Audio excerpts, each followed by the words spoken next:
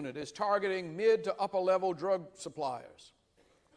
And they have booked 2,439 cases, confiscated over $6 million worth of drugs, condemned $339,000 in cash, and 11 automobiles.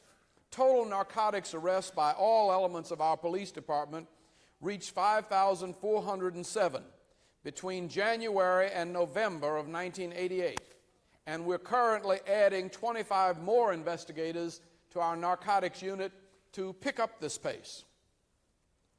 Now, one of the areas where we've struggled valiantly, I think, but nevertheless struggled, is in housing. Restoring citizens' faith in the city and improving the quality of life offered to our residents has helped reverse a downward population trend of the late 70s and created a resurgence of new housing stock in the 1980s. Renovation of in-town neighborhoods such as Virginia Highlands, Inman Park, Little Five Points, multifamily developments like the Concord, Park Place, Bennington Tower, Plantation Heights, Renaissance Park, 330 McGill Place, Club Tower, the Art Center Tower, and Mayfair in Midtown, Ansley above the park, Virginia Hill and Trolley Square near Piedmont Park, Guilford Forest, the Maze, Belmont Hills, Niskey Lake Cove, Wilson Mill, Meadows, and Valleydale Estates on the south side, a net increase of over 9,000 new housing units in the city since 1982. It was capped by this year's record-breaking addition of 3,600 new units with a total construction value of more than $180 billion. Our West Side Infill Development Opportunities Program, which has produced more than $36 million in new residential development, 839 units of rehabilitation of 61 existing units at a cost of nearly $63 million. We've provided more than $64 million in mortgage assistance and rehabilitation funds to restore almost 9,000 units in the city. And this includes the renovation of the 88-unit Oak Valley Court Apartments in cooperation with Atlanta developer Sandra Hartman, the rehabilitation of the 180-unit Richmond Oaks townhouses in Lakewood Heights, and the renovation of 77-unit Capitol Avenue apartments for use by the elderly. Jimmy Carter joined with us with Habitat for Humanity. During the summer food service program, we opened a new child care center for city employees at the OIC building, and we implemented the Writing to Read program about which I've already spoken. But I think one of the things about which I'm most proud is the Task Force on Public Education, which is headed by my wife and joined with 100 citizens who are responsible for our Dream Jamboree and for generally supporting public education in our city. Graduates of the Atlanta Public Schools have increased their share of scholarship awards to last year receiving more than $15,218,885. And that's a considerable amount of money that's going to a school system that's 92% black and 85% poor. Because of that, we are able to see that 52% of our high school graduates go on to four-year colleges and universities, 28% to two-year institutions, 18% go directly into the workforce, and 10% into the military. And so part of our answer to the poor in our city is that if you stay in school, we do have an educational system that does provide you with benefits and opportunities and training that will enable you to move into the world as a self-sufficient and contributing citizen of our society. The Private Industry Council continues to meet the needs of those individuals who, for one reason or other, do not go on through the educational system. And we've provided job training for more than 9,000 people under the PIC program, 60% of whom went on to secure jobs in the private sector. More than 12,500 Atlantans in need of job training have been placed, and more than 7,300 trainees in jobs since 1982 under PIC and CETA. We could go on and on and on. and I'm tempted to do that. But I'm only about halfway through. And I just encourage you to move ahead and to read through some of your distinguished accomplishments. And let me cut this short and come on to the end of my remarks.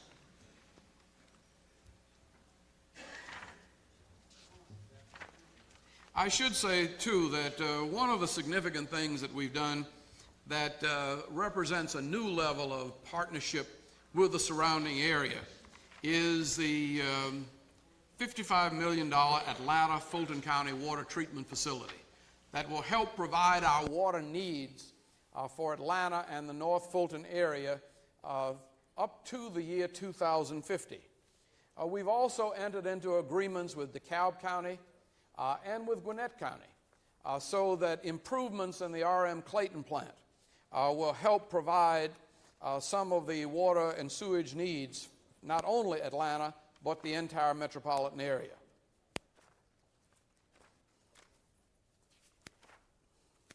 I think as we look at the coming year and think of the things that we have left before us, it would be very easy for us to rest on our laurels and all of us to go out campaigning to get reelected or elected to something new.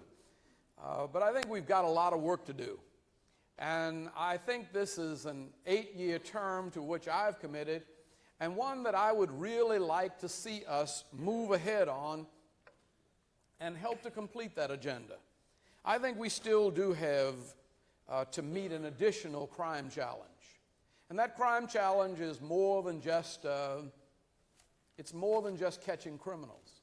I think we've got to take seriously the notion of crime prevention. And I think we've got to involve our young people in worthwhile pursuits, whether they be low income or upper income. We've got to somehow involve all of our youth and adults in the success of the city to the extent that they might feel a part of the growth and development of this city. We're going to have to find a way to find affordable housing for all of our citizens. Our Department of Planning tells us that at the rate we're growing, and with the kind of growth and development that we can anticipate, based on what we see now, we're going to need some 70,000 new housing units by the year 2005. And that's with the new buildings coming in, the new businesses that are already committed and projected for this area. And so we've got a tremendous amount of growth to accommodate and still maintain our neighborhood and historic neighborhood preservation packages. One of the things you all forced me into that I have no regrets about is that we actually sat down over a 6-month period and became one of the first cities to have a historic preservation plan, which government and business and neighborhoods worked out together so that we have a set of guidelines to accommodate the growth that we expect and make sure that it's high quality growth that enhances our history rather than destroys it. But I must confess that I'm perhaps most excited about the possibility of the 1996 Olympics. And I am because it's the kind of project that came to us from our citizens. It was not one of our ideas, certainly not one of mine. But it was an idea that a small group of citizens invested more than $500,000 of their own money in developing to the point where they brought it to us and the Chamber of Commerce and helped us together to win the designation from the United States Olympic Committee as the United States designated city for the 1996 Olympic Games. The Olympics afford us an opportunity to generate about $1.2 billion worth of revenues coming into our city. And that's just the cost of putting on the Olympics. That's what the Olympics are expected to earn. It will probably cost us, according to our budgets, some $800 million to put it on.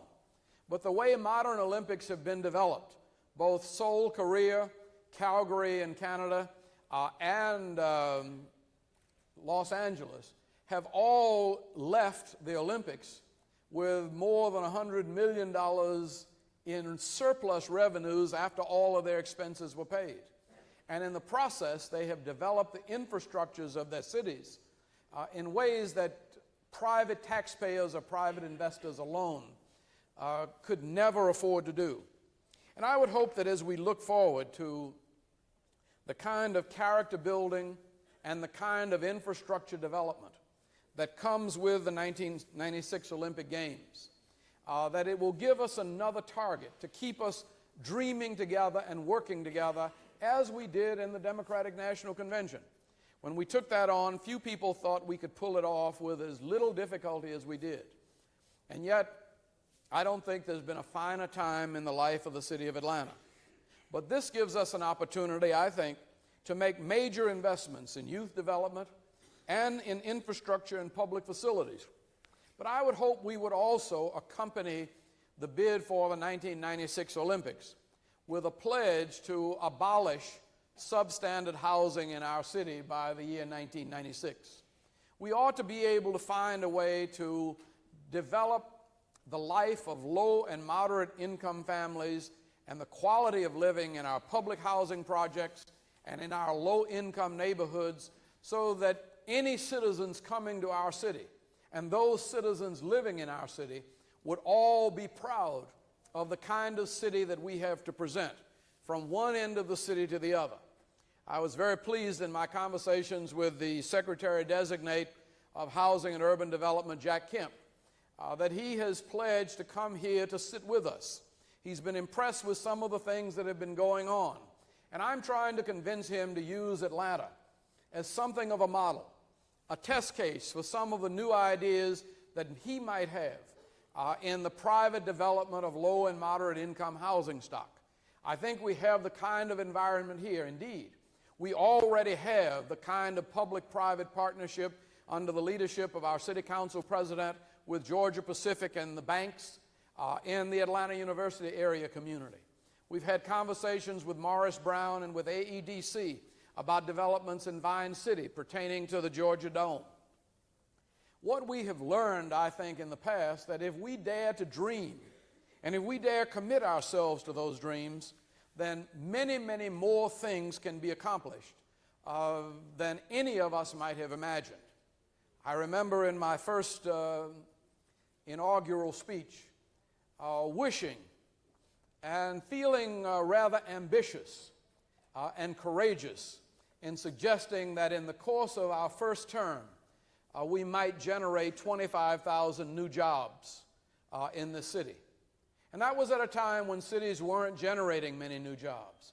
And to look back some 7 years later and to see more than 500,000 new jobs generated lets me know that even our wildest dreams at the time are conservative if we really put ourselves to the task of implementing those dreams. And I think we have the kind of team in this city.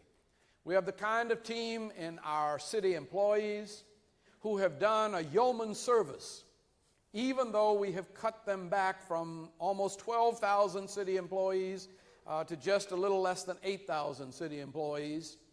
With all of this growth, they are doing more work and doing it better, even though we've cut the size of our staff and we have pared down our budgets wherever possible. We've done whatever we could to hold the lid on taxes and still render high-quality services. And I hope that in the passage of this budget, we will be able to maintain your pledge to keep taxes where they were at 11.99 mils and still do all of the things that we hope are absolutely necessary to the continued growth and development of our city. But we can't stop dreaming, and we can't stop working together to fulfill those dreams. And I guess I ended my first inaugural speech with a quote from the Reverend James Cleveland, which is still applicable as far as I'm concerned. Because it says very simply, Lord, I don't feel no ways tired. We've come too far from where we started from, and nobody ever told us that the way would be easy. But I don't believe he brought us this far to leave us. Thank you very much.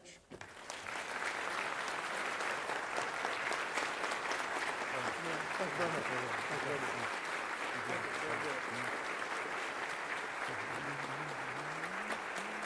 This one.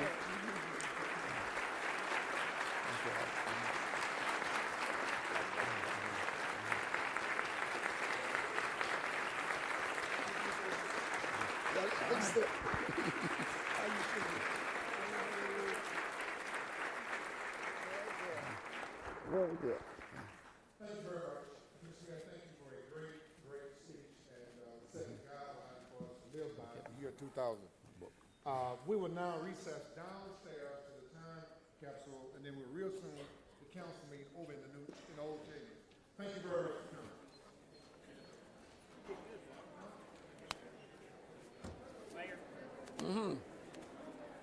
You should have mentioned Shirley Franklin by name. I did. No. Didn't I? Oh, I knew you were talking. yeah. Okay. I think you said.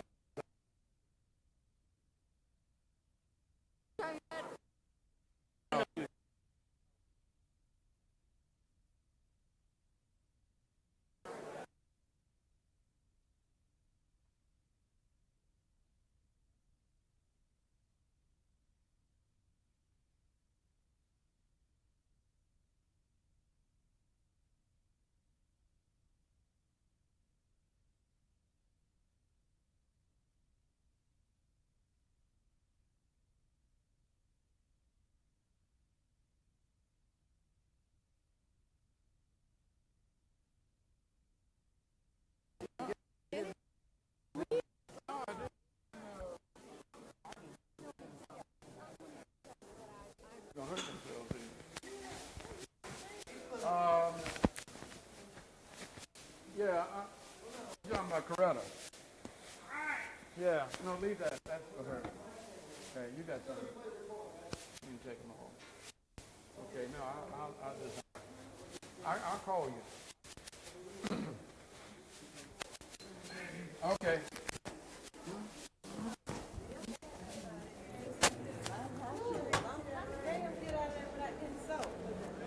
Can you all get it? Can you all bring the car under the new thing?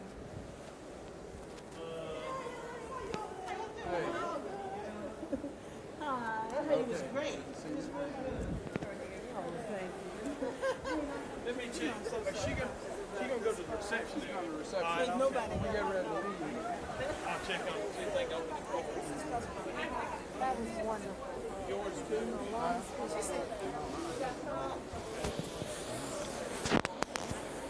Okay. Is this yours? Thank you. Okay. You don't need me to keep it on. Well, if you're gonna say much down there, I did. That's what. If you're gonna say much down here, I did. I don't know what I'm gonna say, but You can send it. Ask Sandra if she wants you to have it on. okay. Well, you can give it back to me. All right. Excuse me, Sandra. Sandra, you still want the mayor to have this on? Do I need to keep this on? No, I guess not. Say that. No, I guess not.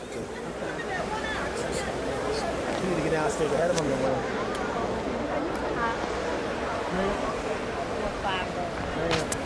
Would you let me get downstairs and meet you?